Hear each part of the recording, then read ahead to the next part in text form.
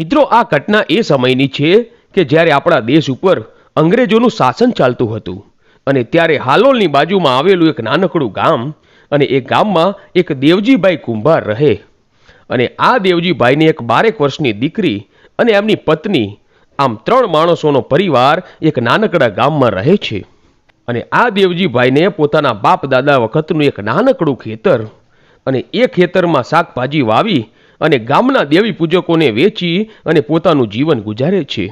હવે આ વખતે દેવજીભાઈએ એમના ખેતરમાં ફૂલ વાવ્યા અને દેવજીભાઈને મારી ગઢ પાવાની કાળકામાં અપાર શ્રદ્ધા છે.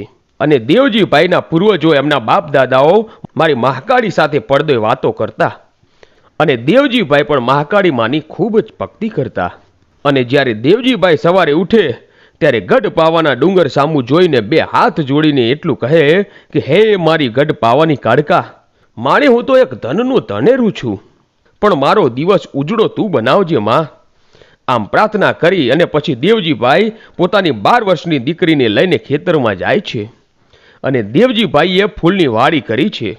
અને જ્યારે સરસ મજાના ફૂલ આ વાડીમાં ઉગી નીકળ્યા છે અને દેવજીભાઈનો એક નિયમ છે કે રોજ સવારે વહેલા તેઓ ફૂલોની મારી ગઢ પાવાની કાળકા માટે હાર બનાવે અને પછી જે ફૂલોને તોડીને વેચવા માટે જાય છે.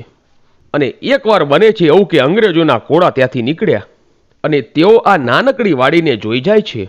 એટલે તેઓ એમના ફોજદારની છાવણીમાં જઈને કહે છે કે આ ગામના સીમાડે એક એવું ખેતર છે કે એના ફૂલ ખૂબ જ સુંદર છે અને એને લાવીને જો આ છાવણીમાં પાથરવામાં આવે ને તો એની શોભા વધી જાય.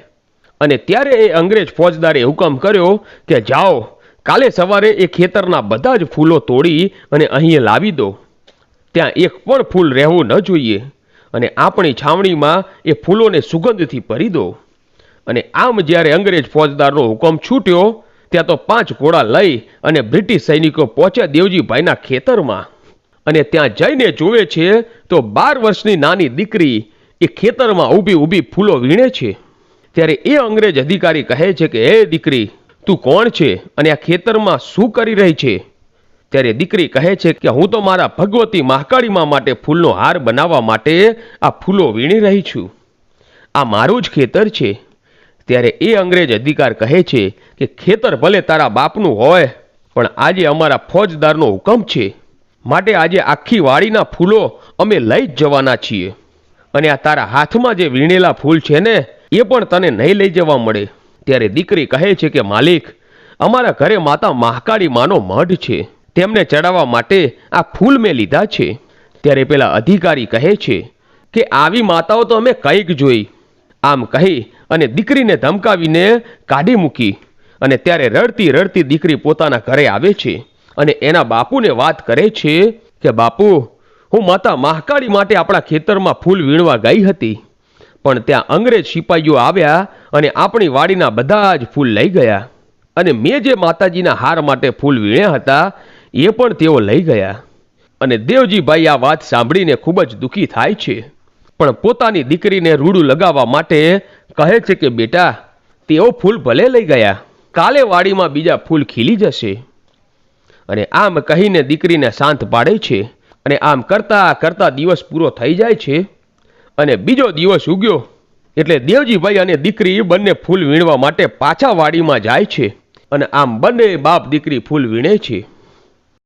અને ત્યારે આજે બીજા દિવસે પણ એ જ અંગ્રેજ સિપાહીઓ આવે છે અને આજે પણ તેઓ બધા જ ફૂલ લઈ જવાની માંગ કરે છે.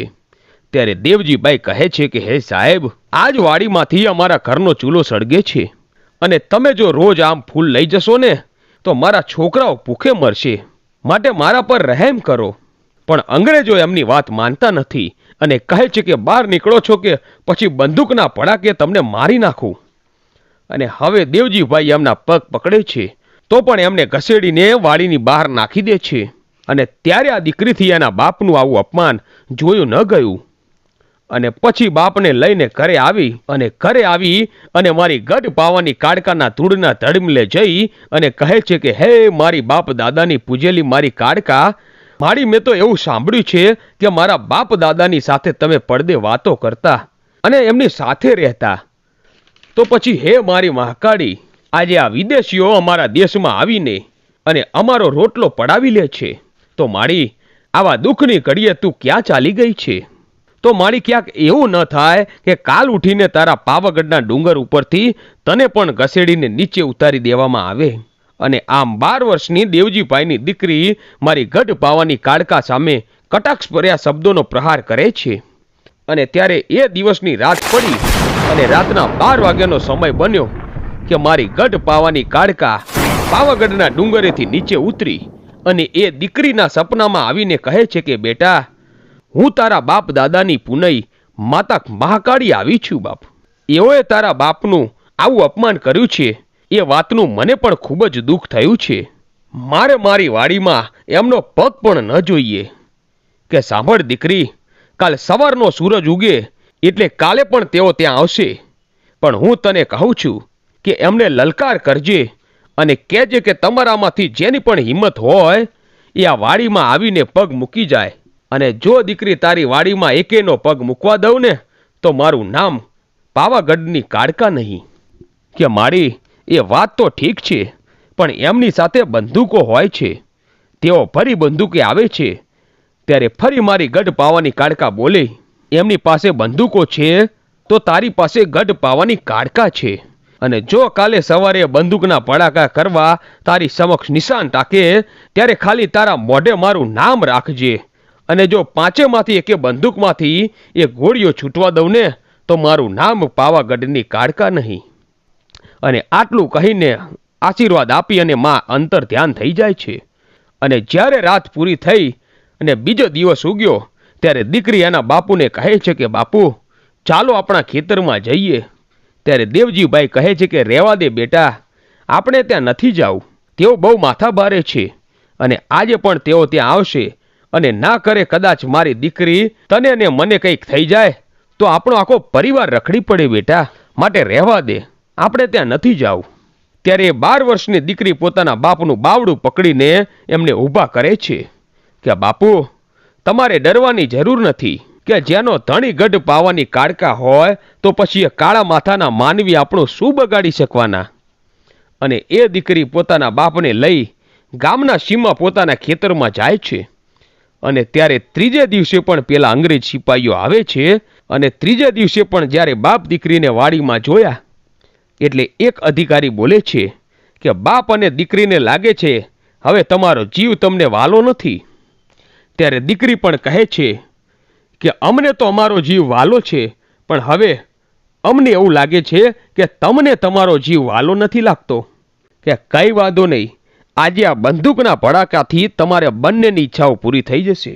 ત્યારે દેવજીભાઈએ દીકરીને બોલવાની ના પાડે છે, અને છતાં પણ દીકરી કહે છે કે તમારામાંથી હિંમત હોય ને તો આજે અમારી વાડીમાં પગ મૂકીને બતાવો. અને ત્યારે આ 4-5 સિપાહીઓ ઘોડાને હાંકી અને વાડી તરફ આવે છે, પણ બધા જ ઘોડાઓ ભડકી અને એકે ઘોડો આ વાડીમાં પ્રવેશ કરતો નથી. અને ત્યારે અધિકારીઓ ઘોડા ઉપરથી નીચે ઉતરી અને જેવા વાડીમાં પગ મૂકવા ગયા ત્યારે તો મારી ગઢ પાવાની કાળકાએ ઉપાડીને ચારેને દૂર ફેંકી દીધા. અને પછી ગુસ્સામાં ભરાયેલા બ્રિટિશ અધિકારીઓ કહે છે કે ભલે આજે વાડીમાં ન ઘૂસી શક્યા, પણ આજે તમારી જિંદગીનો છેલ્લો દિવસ ઉગ્યો સમજો. અને આમ કહીને આ 5 સિપાહીઓએ આ બાપ અને બેટી પર બંદૂક તાકીને ફાયરિંગ કરે છે, પણ 5માંથી એકેયને બંદૂકમાંથી ગોળી નથી નીકળતી. અને ત્યારે આ દીકરી કહે છે કે તમારો જીવ વાલો હોય ને તો અહીંથી ભાગી જાઓ, અને ફરીવાર આ વાડી સામું જોવાની હિંમત પણ ન કરતા, નહીતર બીજી વાર ભાગવા માટે તમારી પાસે પગ નહીં હોય. અને આટલું સાંભળતાની સાથે જ 5 સૈનિકો ત્યાંથી ભાગી જાય છે. અને દેવજીભાઈને તો કાળકાનો તાર લાગી જાય છે, અને પછી તો તેઓ મારી ગઢ પાવાની કાળકાની ભક્તિમાં લીન રહેવા લાગે છે. તો મિત્રો, આ હતો મારી ગઢ પાવાની કાળકાનો ઇતિહાસ. મિત્રો, આવા જ વિડીયો જોવા માટે આજે જ અમારી આ ચેનલ A1 ગુજરાતીને સબસ્ક્રાઇબ કરો. ધન્યવાદ.